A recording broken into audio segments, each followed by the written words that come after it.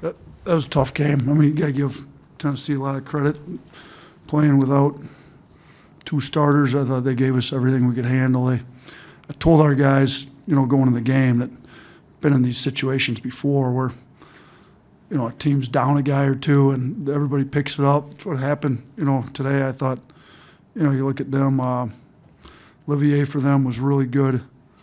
He obviously picked up a lot of slack, got a lot more shot attempts, with Chandler and Fulkerson out. You look at, put Ziegler in the starting lineup, we had major problems staying in front of him.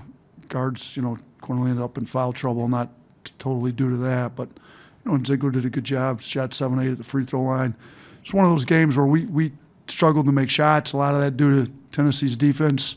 Some of it we just missed some open shots, and I thought in the past maybe guys let their defensive intensity go down, if their offense is struggling. That didn't happen tonight.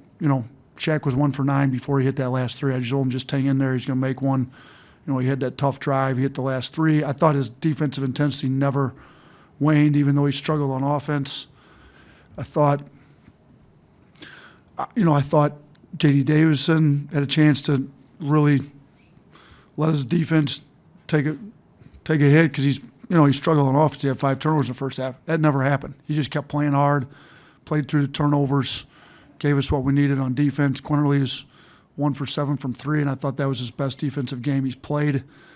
So a lot of credit to our guys. Noah Gurley, best game he's played since he's been here, but he's been in the gym working. I mean, he's maybe our hardest worker. We've got some hardworking guys, and that work doesn't go unrewarded. I mean, he's going to stay in the gym. He's going to work. He's going to trust his work. He's got a lot of confidence. He stepped up in a big way when we needed him. He came up with 10 rebounds. We've been on him about rebounding more. We ended up out-rebounding them by 8, which is big because we've had some rebounding issues, and they're big. I mean, Plavkic is big, and we went small a lot, and we needed Noah to play the way he did, and he stepped up for us. So, it's a big win for us. Tennessee's going to challenge for the SEC title. If we continue to guard like we did tonight, we'll be challenging for it. This is the only time we play them all year. We've got the tiebreaker now. It was a big deal. It was a big win to start SEC play out.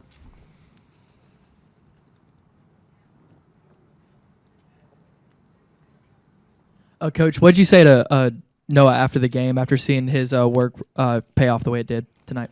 Yeah, I mean, I just told him that hard work's not going to go unrewarded. It's what, we brought him here to play. He's not going to necessarily have 20 and 10 every night, but I thought his effort was great, took the right shots, he drove the ball when he needed to. And, and then I told him, when you're about the right stuff and you just play hard and you lose yourself in the game, you step to the free throw line at the end, usually goes well for you. He shot 2 free throws there late when we needed them. He went 2 for 2 and kind of capped off an unbelievable performance, and obviously his best game since he's been here, and at opportune time when we needed it most.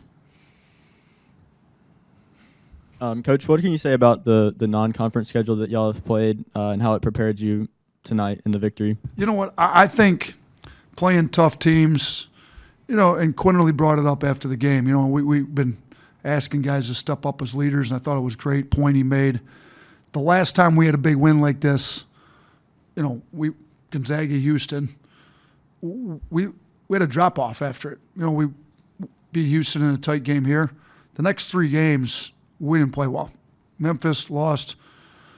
Jacksonville State didn't play well at all, happened to get a win. And then Davidson, our defense was terrible. We took a 1-point loss. So, I think even playing the games, Gonzaga's huge, Houston's huge, but even playing a team like Davidson, I mean, if you don't guard well, they're going to make you pay.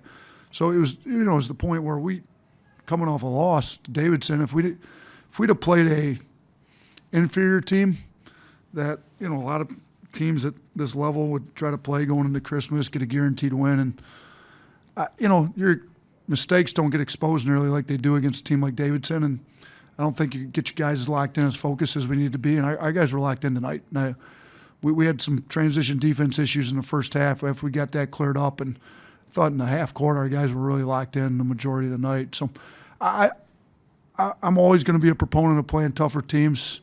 I think at one point, I don't know if it still is, we had #1 strength of schedule in the country. I'd rather get exposed early, get you guys' attention, figure out what you got to work. We need to work on rebounding. Houston destroyed us. Memphis, we weren't great that night either. You know, we had some off-ball issues, falling asleep against Davidson, guarding three-point line. You know, every game you figure out what you need to work on, you get better at it, and I think our team's a lot better for playing the schedule we played. We didn't see Darius Miles. Is he okay? What's his status moving forward? Yeah, we played the guys that we thought were going to help us win the game tonight. You know, he was available. We'll see how his practice habits go leading into the next game. Hey, Coach, you shot 7 for 31 from 3, but those big shots from Shackelford and Ellis at the end kind of got you the win.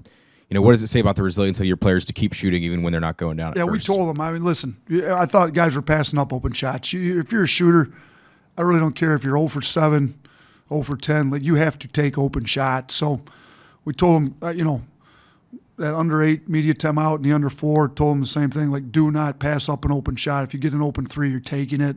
If you miss it, we'll go get the offensive rebound.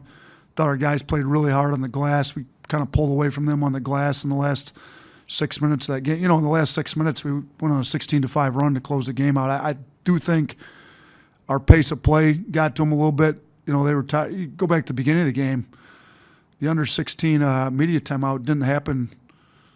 It was either the under 16 didn't happen until under 12 or the under 12 didn't happen until under 8. I think it was the under 16 never occurred until under 12. So then you had back-to-back whistles. You had 2 media timeouts. You know, and we had some guys in there that were starting to get tired. And I just kept telling them on the floor, like, they're more tired than you are. We got pushed through it. I think our conditioning, we've been practicing hard, practicing well, you know, and maybe the lack of their depth with missing 2 players helped with that a little bit with us too. But, you know, I thought in the last 6 minutes we pulled away in the rebounding. We charted the blue-collar stuff. They were up on it till the last, I think the last 2 media 4-minute kind of battles we call them. We ended up pulling away and won the blue-collar battle that we chart on our end. You know, they're a hard-playing group, and I thought our guys showed a lot of resilience on both sides of the ball late in the game. Maxwell, you can go ahead. Just referencing, you guys ended on a 16-5 run, but I think what stands out to most people is the defensive side. Could you just talk about locking in at the end of the game on defense there a bit? Yeah, I mean, we've been preaching that since the Davidson loss. I mean, we've been trying to preach it since the Memphis loss, really. You know, it seems to have taken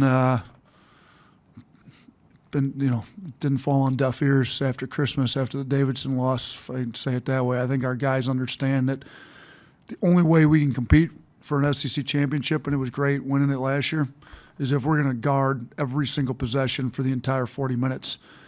And, you know, we didn't start out great on that end. Early in the game, we gave up some transition stuff, weren't locked in.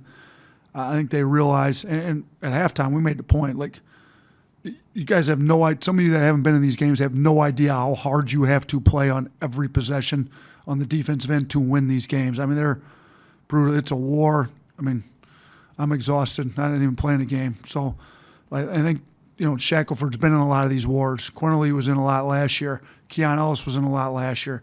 Noah Gurley's an experienced player. I think JD stepped up as a freshman. Jawan Gary's been in a lot of these big games last year. They understood how hard you have to play, regardless of how your offense is going.